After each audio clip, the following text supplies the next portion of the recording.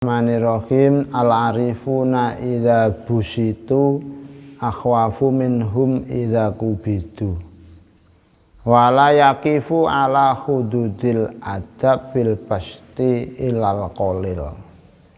Ini kalam-kalam indah seorang yang hanya Allah,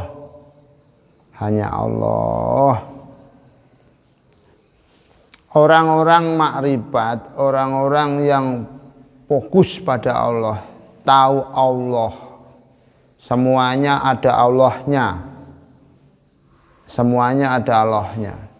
bahkan kadang Allah dulu sebelum lainnya, bahkan Allah dulu sebelum dirinya.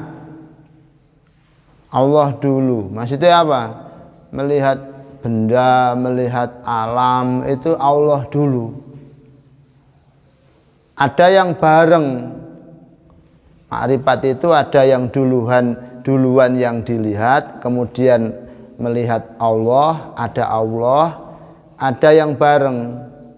Melihat apa-apa bahkan dirinya, itu ada Allah bareng. Ada yang lebih dulu Allah kelihatan, kemudian benda. Ada yang tidak kelihatan benda sama sekali, Allah cok. Sampean ya jangan bayangke mah. Jangan bayangke, mesti tidak kelihatan apa-apa Allah cok. Tidak bisa tak ceritakan.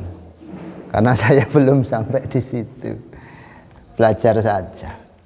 Nah, orang-orang makrifat itu ketika diberikan kesenangan, diberikan kemewahan, diberikan kelebihan, diberikan fasilitas enak, itu lebih takut, lebih hati-hati, lebih khawatir. Jangan-jangan kelebihannya malah jadi rampok, jadi berandal, jadi begal yang memalingkan hati, menghentikan perjalanan hati, menjadi penghalang antara hatinya dengan Allah Tuhannya. Masya Allah. Izin ya, izin. Berikan kekayaan, takut, Berikan ketenaran, viral, takut. Terus gimana? Ya itu takut itu, obatnya ya takut itu. Prosedurnya kalau kepengen netral ya takut itu, khawatir, akhirnya muncul tawadu, muncul siapa ini, ndak gabres datang, kelebihannya ndak gabres dengan ketenarannya, dia merasa ndak tenar, dia merasa ndak kaya, dia merasa ndak punya apa-apa, tetapi ini Allah semua. Kok bukan dari Allah gitu, kok ndak melihat Allah itu kayak keliru paling ini. Keliru paling sampai kayak gitu. Keliru paling saya diginikan. Tapi karena melihat Allah ya sembuh kah ndak keliru ya, saking Allah saja yang memberi, ndak melihat saya itu karena punya apa, ndak bahas itu. Allah itu ketika berikan kelebihan ndak melihat yang diberi itu punya amal banyak atau ndak, ya saking Allah gitu saja. Nasib ya rezeki gitu aja. Tapi takut jangan-jangan ini menjadi rampok, begal. Tapi ketika dikobet, ketika diuji, ketika diberikan masalah, dia lebih merasa aman, dia lebih merasa tenang, dia lebih merasa selamat. Kenapa? Tidak ada yang menjadi begal. Masalahnya dia terus, ya Allah, sakit, langsung lihat, aku ya kayak gini ya, manusia itu ya kayak gini. Nanti sakitnya, masalahnya, problemnya menjadikan dia melihat dirinya. Jangan namanya itu masalah membawa selamat. Aslinya ya ndak masalah. Sebenarnya lek cara wong sing pol tenan, ketika sudah makrifat tenan, nikmat, kelebihan dan ujian itu ya ndak ada yang menghalangi Allah. Tidak ada yang menghalangi Allah kabeh itu.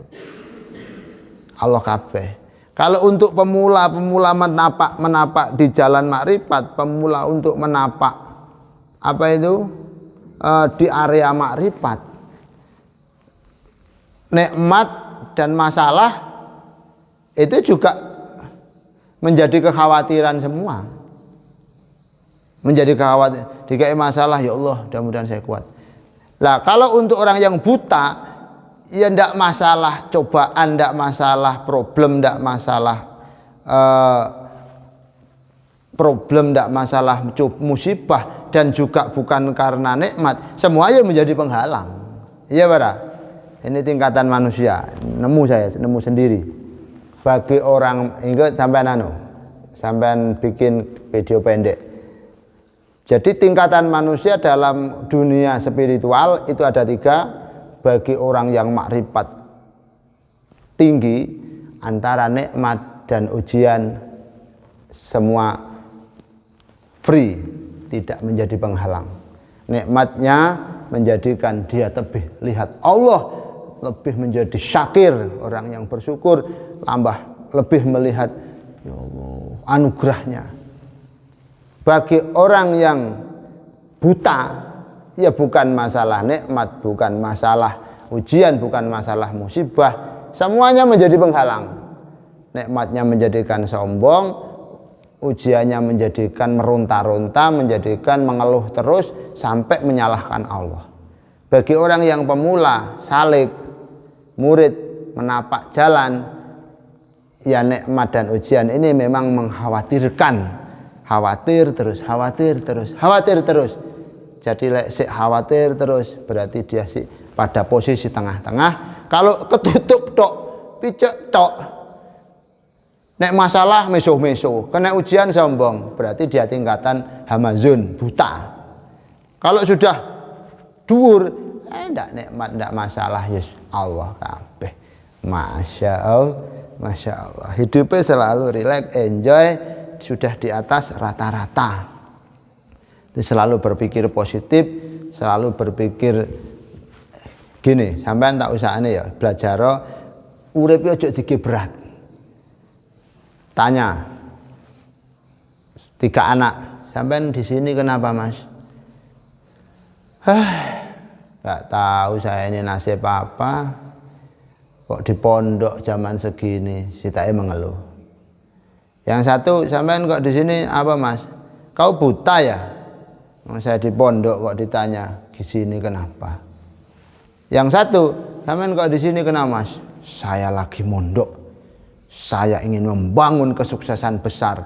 Minimal saya punya cerita bahwa saya termasuk bagian santri Nurul Huda kelak. Wah, optimis yang satu. Pengurus, awas jadi pengurus. Pandian apa? Ulum jadi apa ulum? Kan jadi apa kan? Wildan jadi apa? Keamanan jadi apa? Jadi pengurus. Sampean jadi pengurus ya? Alah, mbuh kah. Jane aku ya gak gelem, sebenarnya saya ndak mau, dipaksa ya mbek anu. Males aku sakjane, lemes tok. Jadi pengurus itu ide tanya, "Mas, sampean jadi pengurus ya? Sampean buta ya?" Oh, sudah tahu itu namanya. Setelah ditanya, "Sampean jadi pengurus?" Wah, iya. Minimal saya ada dalam rombongan kebaikan. Mudah-mudahan saya bisa membuat prasasti dan prestasi di era pengurusan saya. Wah, itu selalu seger tok. Ada semut ketika Nabi Ibrahim dibakar oleh Namrud. Jangankan manusia, gajah hendak kuat nggawa air. Bingung. Yang sayang Nabi Ibrahim, caranya macam-macam. Ada yang pakai opo, yang benci Nabi Ibrahim nyukur sorak-sorak. Tiba-tiba ada semut dikit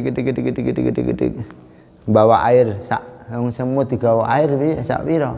Semutnya sak gitu. Ditanya sama kuda, "Semut, apa itu?" "Air." "Buat apa?" "Mau buat untuk matiin apinya Nabi Ibrahim." Ada, itu apinya Nabi Ibrahim itu sak gunung. Terus kau buat apa itu? Air. Bukan masalah banyak sedikitnya, Yang penting saya berada dalam rombongan kebaikan dengan pede dan bangga. Wah. Masuk. Itu loh. Jadi ada tingkatan tadi apa? Tingkatan makrifat. Itu ketika tingkatan apa? Tingkatan spiritual hati manusia.